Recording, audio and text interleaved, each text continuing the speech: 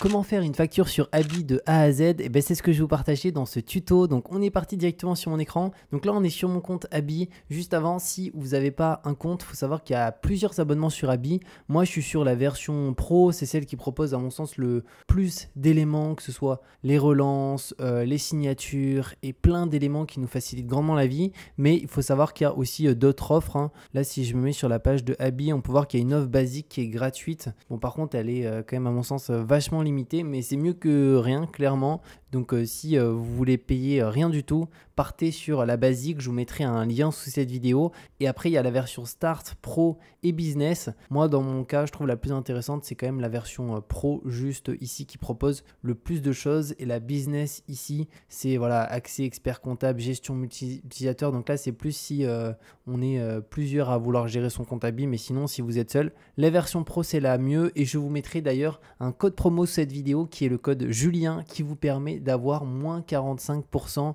sur Abi, sur tous les abonnements, que ce soit Start, Pro, Business. Donc n'hésitez pas à en profiter, c'est juste hyper intéressant. Et surtout, Abi est un logiciel qui permet d'être en règle en micro-entreprise, parce qu'il faut savoir que notamment le livre des recettes, c'est quelque chose qui est obligatoire. Il y a beaucoup de micro-entrepreneurs qui l'oublient et qui se prennent des contrôles de l'URSSAF et des amendes parce qu'ils n'ont pas le livre des recettes. Donc rien que ça, Abi fait gagner de l'argent là-dessus. Donc on est parti. Alors là, on est sur mon interface d'analyse juste ici. Donc on peut voir l'évolution de son chiffre d'affaires au fur et à mesure des mois. Donc de toute façon, tous les mois sont comptabilisés. Donc au mois, ça dépend des mois. Il y a des mois où, voilà, où c'est un peu plus compliqué, comme souvent en juillet, le mois de Noël aussi. Mais voilà, ça nous permet d'avoir une idée. Ce qui est déjà vachement bien avant de faire les factures, c'est de comprendre bien comment ça fonctionne.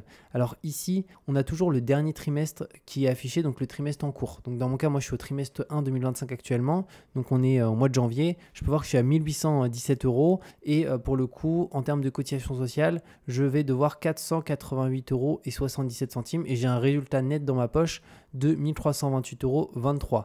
D'ailleurs, si ici c'est 488,77 €, c'est parce que j'ai configuré mes taux. Alors moi dans mon cas, je suis sur une activité BNC. Donc ça, c'est la première étape à faire, c'est de configurer la date de création de votre micro-entreprise, votre localisation, si vous avez le versement libératoire ou non de l'impôt, si vous avez l'ACRE ou pas. Moi, j'ai pas l'ACRE. Et après, les taux ici, c'est pas nous de les définir, c'est Abi qui le fait automatiquement en fonction des changements de loi. Mais voilà, là, les taux, il n'y a rien à toucher là-dessus. Et donc comme ça, on est nickel. Maintenant, ce qu'on va voir, c'est comment faire une facture. Donc pour faire une facture, on va aller dans facturation juste ici. Et là, on se met directement sur facture. Donc vous avez facture, devis, avoir, bon de commande. Et on va cliquer sur nouvelle facture juste ici. Alors, quand on clique sur nouvelle facture, à droite, vous pouvez voir, il y a une facture type qui s'affiche. Alors pour l'instant, il n'y a pas de client, c'est un document provisoire, etc. Nous, on va en créer une. Alors là, pour vous, il faudra cliquer sur créer un client. Et quand vous allez cliquer sur créer un client, vous allez devoir indiquer si c'est un particulier ou un professionnel. Si c'est un particulier, c'est le prénom et le nom. Si c'est un professionnel, clairement, là, il y a un petit peu plus d'informations, notamment le SIRET de son entreprise, son adresse, etc. Donc moi, dans mon cas, je ne vais pas créer un client parce que j'ai déjà mes clients qui sont renseignés. Donc imaginons, je vais mettre mon client en Mail Community juste ici. Donc Mail Community, on peut voir que là, j'ai les informations du client, donc son adresse, ici sur Paris, son numéro de SIRET. Voilà. Maintenant, ce qui va être important par rapport à ça, ça va être de désigner qu'est-ce que finalement on facture. Parce que là, on peut voir pour l'instant, il n'y a aucune information et c'est 0 €. Donc on va cliquer sur nouvelle ligne juste ici. Et donc, dans mon cas, pour l'exemple ici, je vais appeler ici la désignation TMA. Donc, TMA, c'est quoi? Enfin, moi, je travaille sur la création de site web et la gestion de site web. Donc, concrètement, c'est de la maintenance. C'est une taxe de maintenance qui peut être annuelle, mensuelle, etc. TMA, site, Malte Community. Donc là, vous pouvez renseigner les différentes informations. Et dans mon cas, moi, ma TMA annuelle, elle est à 480 €. Donc voilà, là, pas la quantité, autant pour moi. Là, vous voyez, ici, on reste sur 1. Et là, dans mon cas, 480 € juste ici. Ce qui est bien aussi, c'est dès que vous dépassez les seuils de franchise de TVA, il y a automatiquement la TVA qui sera indiquée sur le document. Moi, je suis en dessous, donc c'est pas indiqué.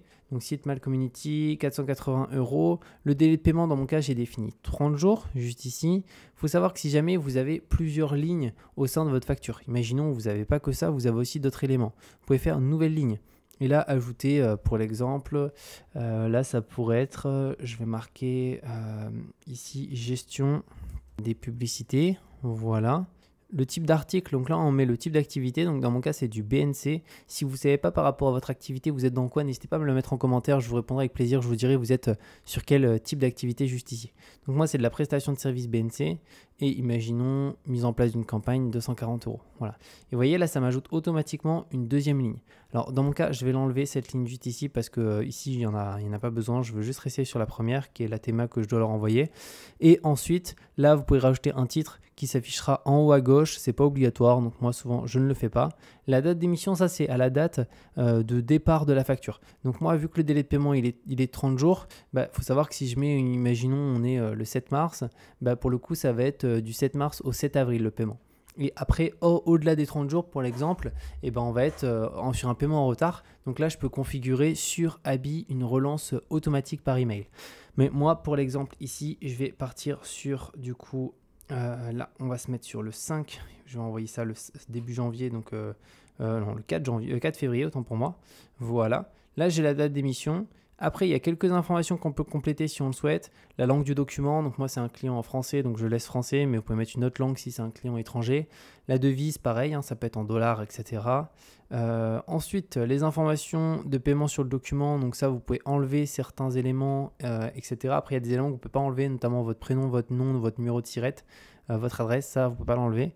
Les relances automatiques en cas d'impayé, là pour l'instant je ne vais pas la mettre en place sur cette facture là. C'est un client où j'ai jamais eu de soucis, donc je ne mets pas de relance. Et là je vais faire tout simplement finaliser. On peut voir que ici ce document ne peut pas être finalisé parce que visiblement il y a certaines lignes qui ne sont pas correctes. Alors clairement du coup dans ce cas on va aller voir qu'est-ce qui n'est pas bon. Ah oui, c'est ici, c'est qu'on j'ai pas rajouté le type d'article. Voilà. Donc ici, c'est de la prestation de BNC. Donc voilà, et là, vous voyez, on a le bouton finaliser. Alors, il faut savoir qu'on a aussi le brouillon. Le brouillon, c'est si vous souhaitez faire en sorte qu'elle ne soit pas encore finalisée, si potentiellement vous allez faire encore des modifications. Par contre, si vous êtes sûr que là, tout est bon au niveau des informations, vous pouvez cliquer sur finaliser.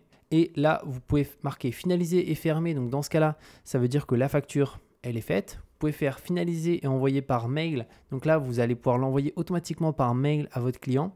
Ensuite, finaliser et télécharger en PDF. Donc là, ça va la finaliser et vous allez avoir un téléchargement qui s'effectue en PDF. Vous allez avoir le fichier en PDF. Et finaliser et encaisser, ça c'est si le client concrètement a déjà encaissé la facture. Donc imaginons le client vient de faire le paiement à l'instant et vous lui envoyez la facture quelques minutes après. Vous pouvez faire finaliser et encaisser.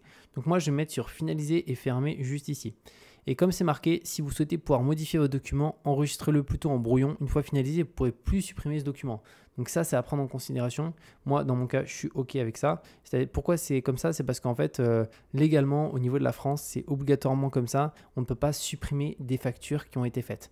Et sinon, si jamais on a fait une erreur de facture, imaginons on devait facturer 200 €, on a mis 2000 sur la facture, on s'est trompé, il y a quand même des solutions, c'est de faire un avoir. Un avoir va annuler une facture et ça on peut le faire sur Abi. Donc moi j'ai marqué comme finalisé et là automatiquement la facture est ici, Match Community, on a le montant qui est juste là.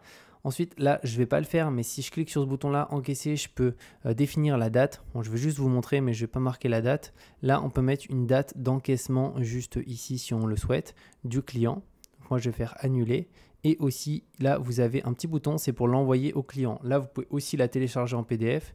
Et là, vous avez plusieurs aussi options qui vous sont proposées. Créer un avoir, donc là, c'est si vous êtes trompé au niveau de la facture, que ce soit peut-être les informations du client, peut-être le montant ou une mention, etc. Vous pouvez cliquer sur créer un avoir directement ici et aussi gérer la relance automatique. Si vous n'avez pas été payé, vous pouvez envoyer un mail automatique ici en relance directement. Vous pouvez aussi archiver si vous voulez et activer le paiement en ligne si vous voulez que le client il vous paye directement. Donc voilà comment ça se passe pour créer une facture très simplement sur Abi. N'hésitez pas si vous avez la moindre question à la mettre en commentaire et comme je l'ai dit, je vous mets sous cette vidéo un lien pour créer votre compte Abi facilement et au-delà de ça, vous pouvez utiliser le code promo qui est Julien qui vous donne jusqu'à moins 45% sur tous les abonnements. Donc c'est juste hyper intéressant et on se retrouve de toute manière très bientôt pour de nouvelles vidéos.